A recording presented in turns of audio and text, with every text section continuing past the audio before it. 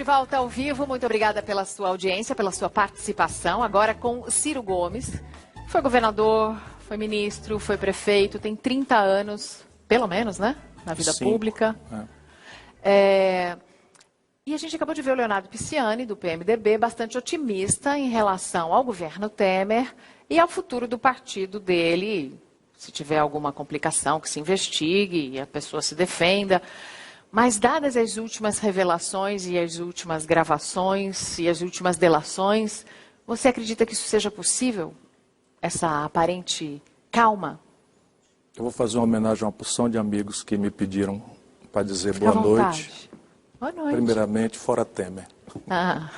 Não é possível. Mas o PMDB, é evidente que eu não quero ser indelicado com o ministro que acabou de sair, mas o PMDB é um ajuntamento de grupos estaduais, para começar moderadamente, que caracterizou-se mais recentemente por uma quadrilha.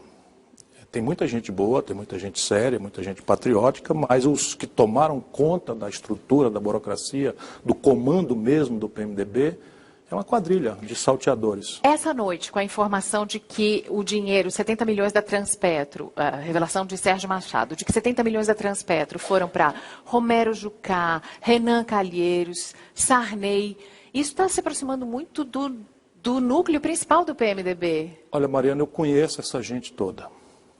E assim, alguns até me doem, porque eu tenho finezas com o presidente Sarney, que afinal de contas prestou um grande serviço ao país naquele momento delicado da morte do Tancredo Neves. Eu já estava ali na luta política brasileira, era deputado. A paciência dele foi importante para o amadurecimento da democracia do Brasil.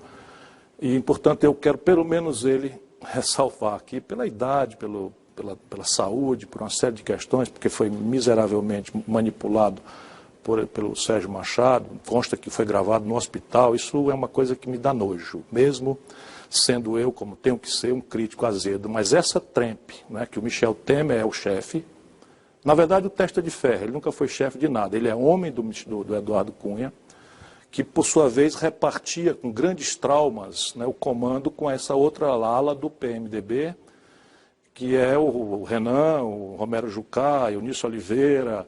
Isso é quadrilha. Estou lhe dizendo, Eunício Oliveira, que é meu conterrâneo, né, eu tenho vergonha de dizer isso aqui, o Eunício Oliveira tem R$1 bilhão de contrato com a Petrobras. Só um contrato de uma empresa chamada Manchester, conseguido fraudulentamente, são R$300 milhões. Isso tudo é o que ainda será esclarecido se a seletividade do juiz Sérgio Moro não for uma mentira ou uma queixa do PT. Se o Moro for de fato severo, como eu acredito ainda hoje que será, não fica um. Você acredita que as investigações da Lava Jato vão além do PT? Não fica um, estou lhe dizendo. Essa quadrilha, né, repartiu com o PT, infelizmente, vamos de novo salvar, porque há vários PTs, né? Você tem muita gente boa, muita gente séria no PT, mas a hegemonia dessa aliança PT-PMDB é chafurdar na lama. Roubaram do Eduardo Cunha, o Lula entregou para ele Furnas. Depois a Dilma entregou para ele uma vice-presidência da Caixa Econômica, só numa propina. Numa obra dessas do Rio de Janeiro, do Porto Maravilha, está provado já, do FIFGTS, 52 milhões de reais de propina para Eduardo Cunha. Ele circulou nas contas dele, já descobertas, fora as que não se descobriram ainda, 411 milhões de reais. Botou uns 20 milhões no bolso para a madame gastar com a Prada e com Louis Vuitton, Paris, Nova York, Londres, e o resto ele distribuiu com essa bandidagem toda. Que hoje faz a maioria dele na Câmara. Você disse... Dói em mim bastante falar isso. Você disse aqui, Michel Temer é o capitão do golpe. É o capitão do golpe. Na verdade, ele é um homem de Cunha e não o contrário. Você disse isso aqui e ainda assim, o impeachment seguiu... Ele me processou, sabia? O Eduardo Cunha ou o Michel Temer? Michel Temer. O Eduardo Cunha me processou porque eu chamei de ladrão, pura e simplesmente.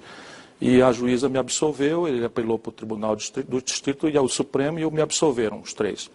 Mas o Michel Temer, como bom canalha, não me processou por calúnia, me processou por dano moral. Porque na calúnia você tem direito de provar.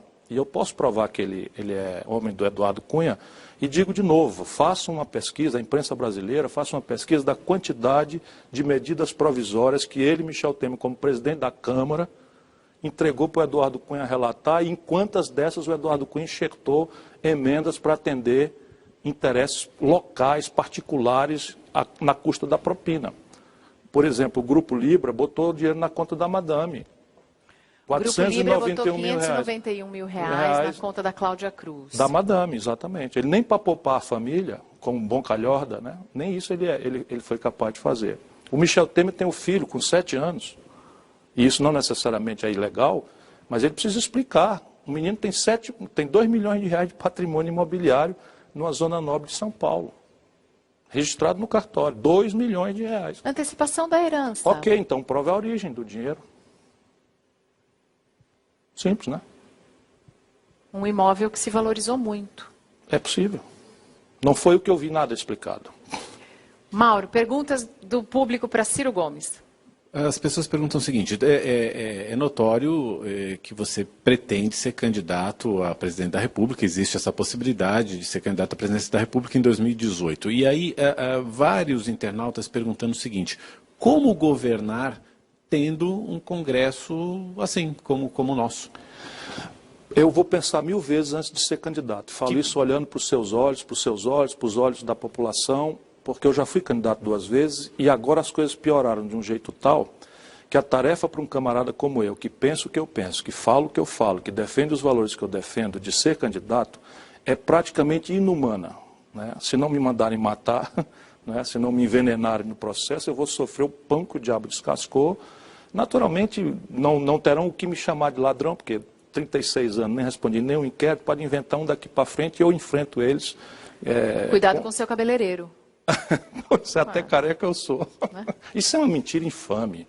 Ela está mencionando uma história absolutamente enojante. Conseguiram fazer uma ligação entre o pagamento ao cabeleireiro Celso Camura, o cabeleireiro Não conseguiram fazer ligação nenhuma. Só o jornal o Globo, o jornalista Merval Pereira, escreveu este absurdo que em qualquer imprensa de quinta categoria não faria isso. Eu acho o seguinte, você não precisa de dinheiro de propina milionária para pagar cabeleireiro. Se o presidente do Brasil for corrupto, não é um cabeleireiro o sintoma.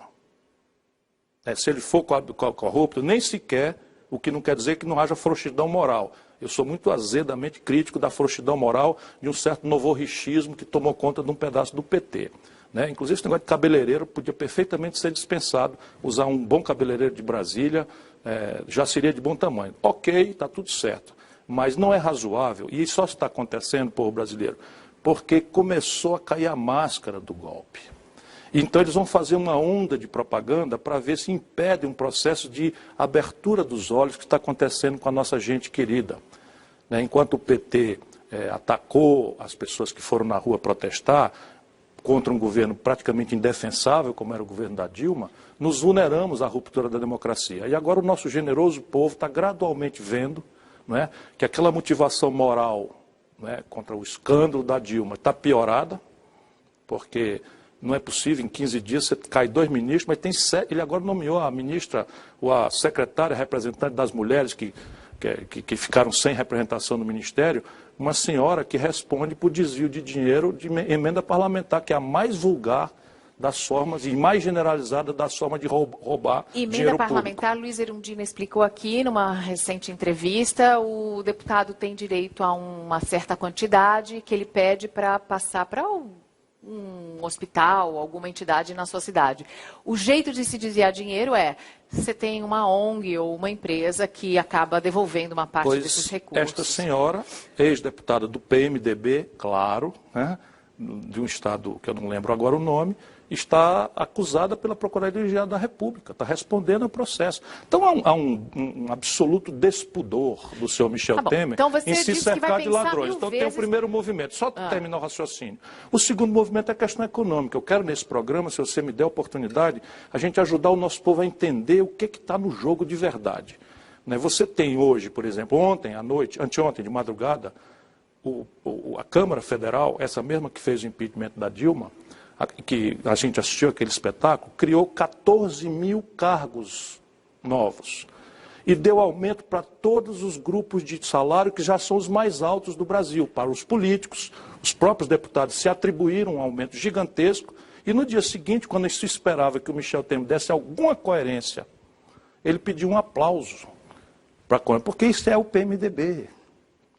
Salvo as exceções, é a fisiologia, é o clientelismo, é a manipulação da máquina do Estado para encher o bucho de dinheiro roubado. Mas talvez uma parte da imprensa esteja percebendo agora que não acabou com a corrupção. Eu não sou dos tais que critica a imprensa em tese. Eu não faço isso. Eu acho que democracia, eu já te disse aqui, é um regime de conquista.